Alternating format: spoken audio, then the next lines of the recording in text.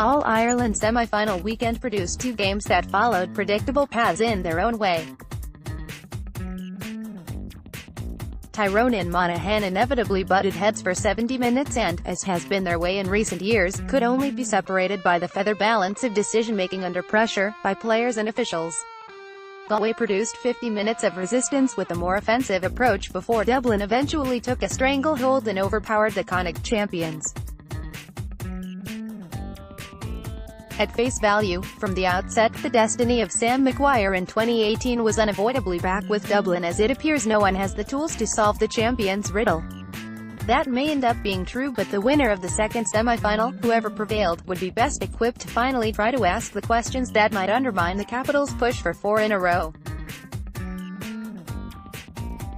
Styles will always be important in any fight, and ironically, Monaghan have a better set of weapons to take Dublin on with, but Tyrone may have the best mindset to rise to the challenge. In 2008, following a provincial quarter-final loss to Down, Tyrone regrouped and navigated their way through the qualifiers to arrive back in the All-Ireland decider for a third time in 6 years.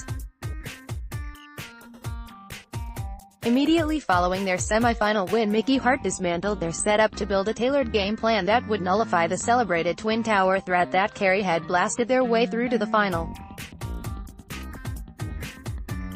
If Tyrone are to secure a fourth All-Ireland title, Mickey Harte will have to summon all those 2008 qualities to mold an adapted offensive and defensive approach that carries more risk than they have been willing to play with in recent seasons.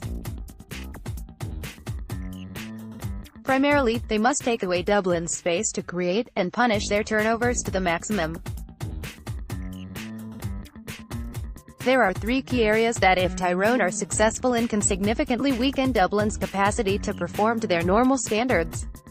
Target Dublin's build up to this point. Sitting deep in any form of layered defense to attempt to take space away from the Dublin attack has been futile and counterproductive. Of course, the Dublin inside forward line will need protection from a covering player, but Tyrone's deep-lying tackling line and additional sweeper will be picked apart if Kilkenny, Fenton, McCaffrey, etc. are allowed to control the ball unpressurized in the space in front. In previous generations, this space in early attack beyond the halfway line used to be the territory that Blaney, Giles, etc. craved to deliver creative distance passing from.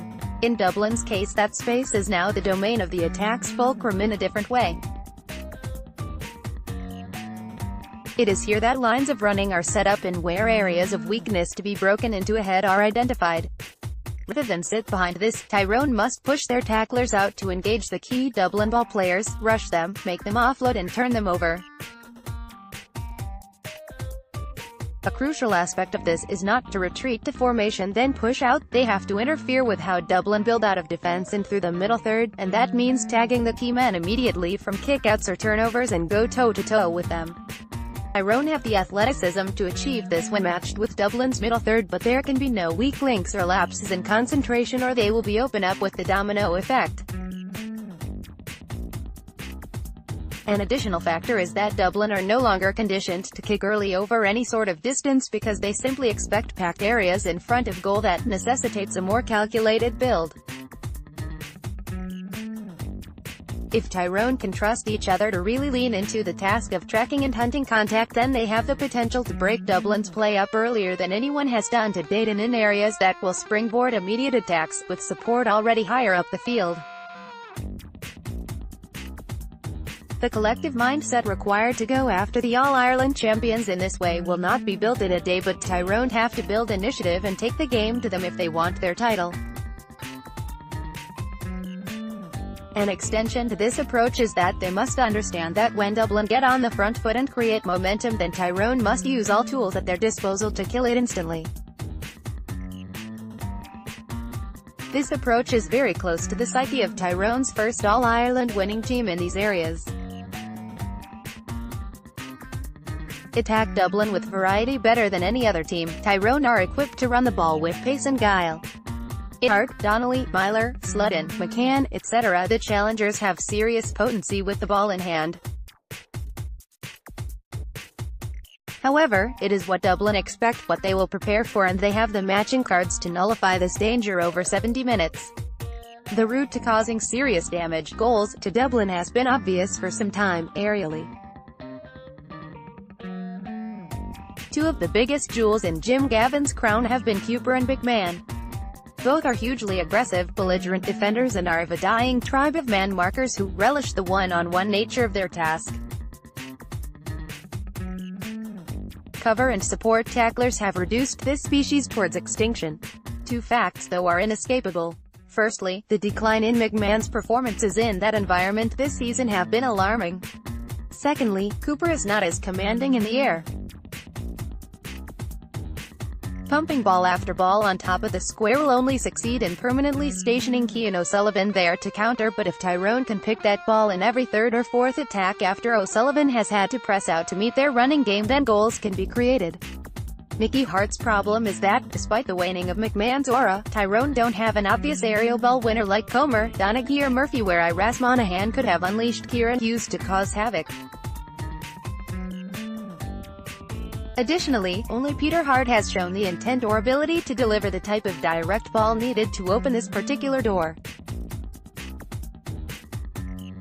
Galway went pulling this thread at the weekend with some success, but the quality of the ball in left a lot to be desired. A flat ball over the top of Cian O'Sullivan will give a brave ball winner good odds against a marker not best suited to that task and a small keeper. Break the Dublin kick-out. Stephen Cluxton's kick-out is universally recognized as a major part of their attacking armory, but it is the area of the Super 8's game that Tyrone should take valuable lessons out of. The effect on the flow of play during the second half when Tyrone cut off simple options and made Cluxton kick long in that game was worth noting. Wider spaces and greater familiarity with Croke Park will reinforce the Dublin processes in this aspect of their game. The Tyrone players will need to produce a phenomenal feat of concentration and aggression when the ball goes dead, but they can make hay if they are aggressive and taking on the kickouts in such a manner. Of course, Cluxton will always retain the get-out-of-jail card, long for Brian Fenton to fetch, so Colm Cavanagh will need to invoke the spirit of the 2008 McMahon brothers to undermine another towering presence. Tyrone's alternative is to maintain their current defensive conservatism, which limits their attacking options, and try to stay in the game through their undoubted athleticism and weight of numbers. The only endgame here is to give themselves a puncher's chance late on, as they did in Omagh last month. Unfortunately for the Ulstermen, Dublin have been sharpening weekly because of the Super 8's format and presented with the same limited questions in the final. The outcome could be closer to last year's semi-final tale. Master tactician Mickey Hart has another opportunity to find answers that no one expects ahead of the All-Ireland final. This Tyrone team have the capacity to upset the odds, but they will have to adopt the aggression and self-belief of their previous incarnations. Dublin can be beaten, but their game plan, psyche and expectations will have to be attacked for Tyrone to succeed.